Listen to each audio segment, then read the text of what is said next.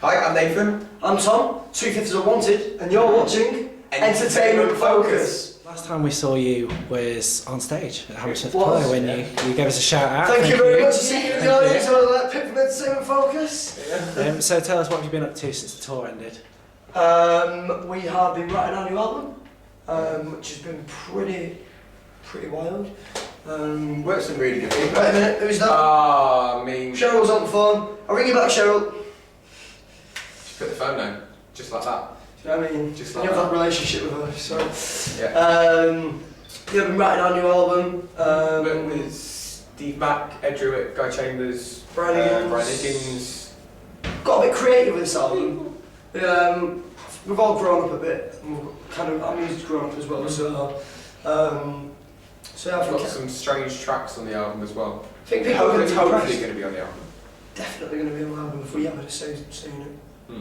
So single Glad You Came, is that quite indicative of what we can expect from the rest of the album? I don't think so. No, I mean, there's a few like upbeat dance ones on there like that, but I think it's very mixed, and I think that was our thing with the first album, is that we wanted it to be as mixed as possible and kind of something for everyone, and it kind of did alright, do you know what I mean? We saw it's gone platinum, so we wanted to kind of do the same thing again, is just to keep it as broad as possible. But I think you can, with pop music these days, you can kind of make anything, do you know what I mean? As long as, pop music is just popular music, so... Yeah, I think with All Time Low as well, it doesn't reflect the album, it's just a very good track that's on the album, and I don't think we kind of, when writing the album, based everything on Glad You Came, not at all.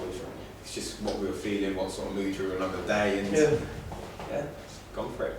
Seems quite a fitting song to lead into the new album though. It's quite summery, isn't it? Yeah. So tell us about the story behind the song. Where did it come from? Ed Druitt, Steve Mack. Yeah. We were studio. We were having, funny enough, we were actually having a pretty serious meeting with our record label at the time, weren't we? In that restaurant. A bit of a furious Yeah, we were all meeting. getting a bit furious. Bit edgy, and they was like, "Oh, we've got a surprise for you." And they played the track and we was like, "What the hell is that?" So obviously it was well different to our last stuff, and we were like, I came away and I was like, I don't know if I like it.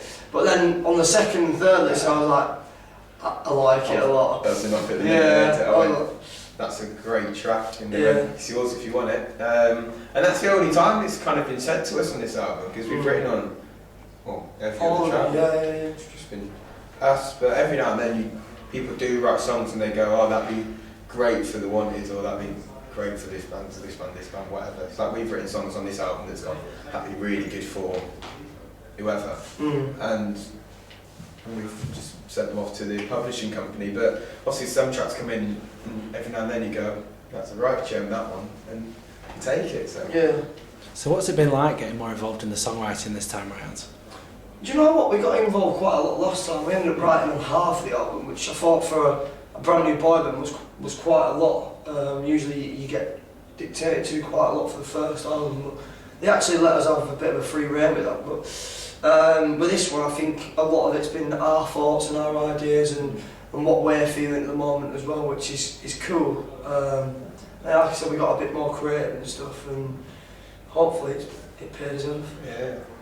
And are you feeling any kind of pressure, because the first album did really well for you, obviously the singles did really well as well. Are you feeling the pressure now that you've got to match that or even better it? Yeah, you know what, everyone really panics about the second album. Everyone goes, oh, that dreaded second album, because I suppose there is a pressure, like, just to kind of go, you weren't just one album wonders as such, and then everything else you've done has been awful. So obviously we don't want to go down that route. We want the second album to be better and sell more, and then more people have it, more people know all the tunes on it. I think it's brilliant. Yeah. Bit biased. Not biased. Be a bit worried if you didn't. Yeah, sure, I'd be like, hate it, don't buy it. If you've written this new album and it's awful, that'd be gutting. So are you going to be previewing tracks from it when you play the iTunes Festival? No, I don't think we'll be at that stage yet. I mean, not come out until like November, so we still want to get another single off it, which we still don't know what's going to be yet. But I think, to be fair, we're concentrating on this single at the moment and just getting it out there, and it's been received really, really well by the public, and the lads are liking it, especially older guys as well, which I think is something that we really wanted to target with this song. We wanted it to course that older audience as well as the younger audience, and I think it kind of does that. Do you like it? I do like it. Do you like it? Yeah, I do like it, yeah. It's good.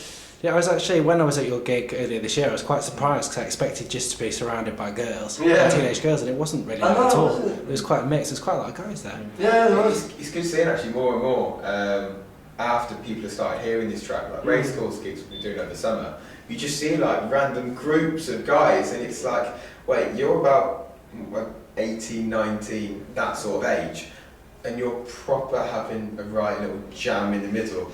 Actually, like, proper having a little rave, and it's like... Makes me buzz. Until they start elbowing girls, and you're going to get, that's a bit... Yeah. Well, you're probably hitting that demographic, because the new video, that's struck a chord, I think, with the lads' holiday aspect. Tell us a bit about that shoot. Messy. It was pretty messy. Can't remember it. I mean, we went to Gloucester on the Sunday, did a full day, and then we stayed up all night, got off the plane at 9 in the morning on the Monday, straight into filming. Didn't stop, but then that night we just thought, you know what, let's just get pissed. So I got pissed on the shoot, which was pretty fun.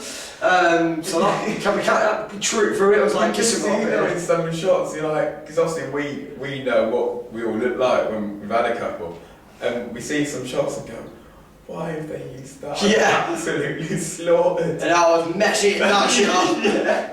So yeah, it was fun. So is that what they did? Just gave you booze, put you in front of the camera and... Pretty much, yeah. I loved it. Yeah. And those hot girls around, I was like, this is brilliant. It was like during the day we did all the shots with the girls, which isn't a bad way to start. Like, what a shocking job this is. So we did all the shots with the girls in the morning, got levered at night, had 2 hours sleep. We walked for our beef at the main strip that night, didn't get battered, had 2 hours sleep, then got up the next day and went on a speedboat and chilled on the beach. Hard life. Hard life. You're going to be putting this in future riders, aren't you? It's like, not doing a video unless we get this. Yeah, I want a speedboat, I want a helicopter. What we did was just saw the Tyler Cruise video and just went, if he can have it, so can we. So have you got used to like life being different now? Because I think we spoke to you about a year ago before All Time Low came out, and obviously you were all quite nervous when we spoke to you. You didn't quite know how it was going to go. Yeah. And now, year on, you're the biggest boy band in the country. I mean, are you used to that yet? It's still, honestly, I mean, we're all quite down to earth lads, you know what I mean? We come from just normal backgrounds, and it's still a bit, what the hell's going on? You know what I mean? I don't think we quite expected the things that we've done in a year to happen so quickly. Usually that happens over the space of 3 or 4 years. When we were doing Wembley the other day, we seen all the stats on the screen, and we was like, Jesus, is that actually what we've done in a year? So it's quite amazing just to see that, like all them stats on the screen, and I feel proud of myself. I'm proud of all of us that we've achieved so much in a short space of time, and it's still weird to think a year and a half ago no one even knew who we were. So long may it continue. And are you going to be plotting an arena tour, do you think, with this next album? Yeah, oh, sorry. See us prancing around at the back, idiot. Hopefully, it's penciled in, so if it does well enough, then we'd love to do an arena tour, because we just want to get, obviously, this bigger budget. Yeah. There's a bigger budget on an arena tour, so yeah, we can get a bit more creative with the staging and stuff. And we can get a bit more money. Yeah, so not getting too creative. But you put on quite a big show, I would say, for something like Hammersmith Apollo when we saw you, and you had the video screens and the Sky News pieces and the storyline ran through it. That was still quite a big production. Yeah, I thought, you know what, we wanted to put a really good show on. I think us as a band, we don't dance that much, and especially our TV performances, we don't really, it doesn't really come across that on a TV, because we don't really do that much as like performers. But I think when we got onto a stage, we're a much better live band. You know what I mean? Like, we had a live band there, and we really, like, I think we really excelled as performers, especially on tour, and we showed another side to us as well when we picked up instruments and we actually played, and I think everyone were a bit like, well, they actually can play as well, and I think that's kind of one route that we want to go down in the next couple of years, is that we want to kind of start playing a little bit more on our tracks and taking it a bit more down that route, which will be cool.